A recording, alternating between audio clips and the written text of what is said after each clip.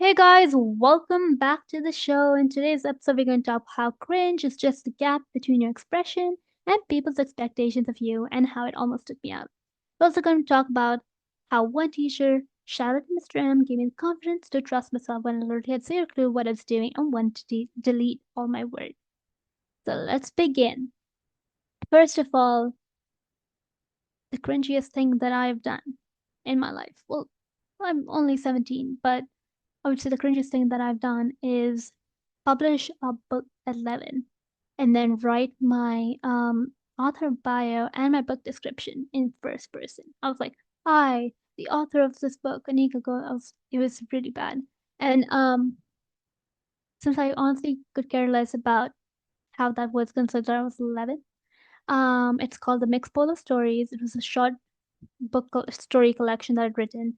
It's on Amazon right now for 0.99 if you want to check it out. But that book was the cringiest thing I've done because like when I look back at it now, it's like, whoa, what is this? Like I wrote it in first person. It was not even polished. Editing was super bad. I don't even know how I made it through publication. That was honestly quite interesting. But when I look back at it now, again, I actually could care less about any of the things that people say about it because that was 11-year-old me. And also, it was cringe, of course, but that's what this whole episode is about. It's about how being cringe is actually just being real and messy and being okay with what people think of you. Because now you hold back so much. I wouldn't like post my songs and I would watch down my voice in class and shrink in my seat every time someone said my name wrong. Because I thought being liked was safer than being seen. But then when you go deeper into the intricacies of how cringe works and how cringe is simply just a portal to genius, it's honestly you realize that being liked is overrated and being real is revolutionary because you can do so much with that feeling. You can realize that if you're not a little embarrassed by your dreams, you're not dreaming hard enough. Because if you were dreaming hard enough, you would be going all out. You would be doing massive paintings. You'd be doing massive things that either turn out good or bad.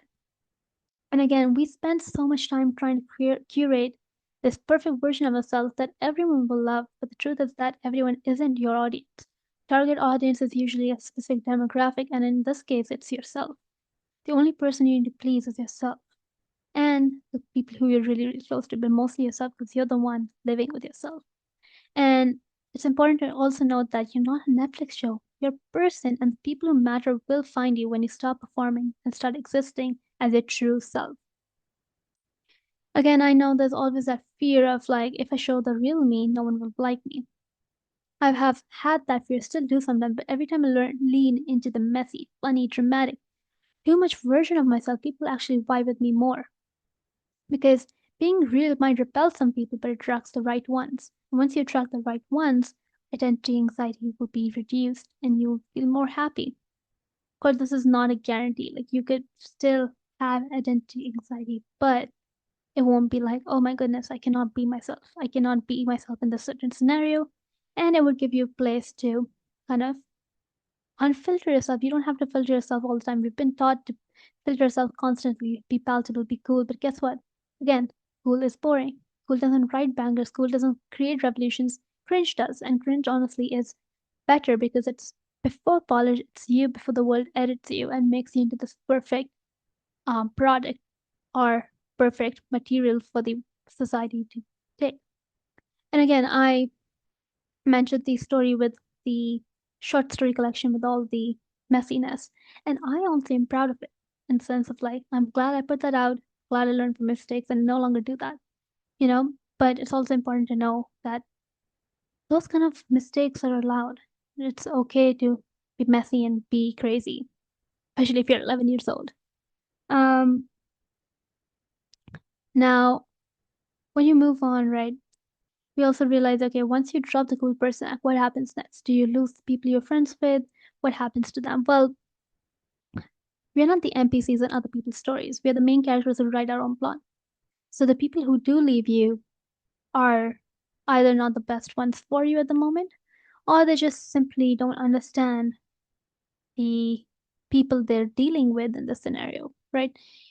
To be more clear, you're never too much. If someone tells you that, it's either because they can't handle your light or that They just don't understand the intricacies behind how you live.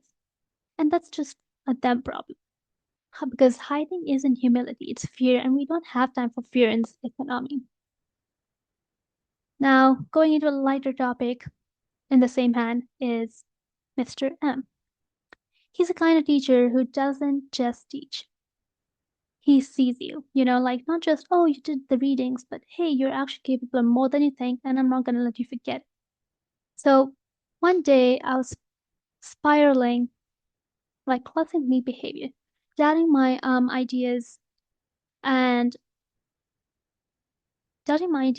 scared I was too weird, too loud to me. And he looks at me and goes,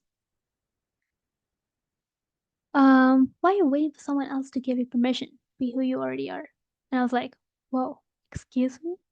Well, of course, in my head, I wouldn't say that out loud, but that sentence lives in my brain, rent free ever since, because that's when I realized I've been underestimating myself for years. Mr. MM, or yeah, Mr. MM, remind me that the power is already in me and that I don't have to audition to be myself, and that my voice, even when it shakes, matters. And guess what? Yours does too. You don't need a spotlight to be worthy, you just need to stop dimming your own. So, thank you, Mr. MM, and everyone else who's been on this journey with me, and I hope you all enjoyed that episode. If this episode makes you feel something special, send it to a friend who needs a little confidence boost. Thanks again, and I'll be back next week with another fresh episode. Stay tuned and see you soon. Next time you feel cringe, lean into it. That's your genius trying to escape. Trust yourself, be weird, be loud, be too much, and remember, the power is already vested in you. Mr. MM said so. So again, stay unhinged, stay iconic. Catch you next time on The Creative Hustle with Anika Goyal. Anika Goyal out.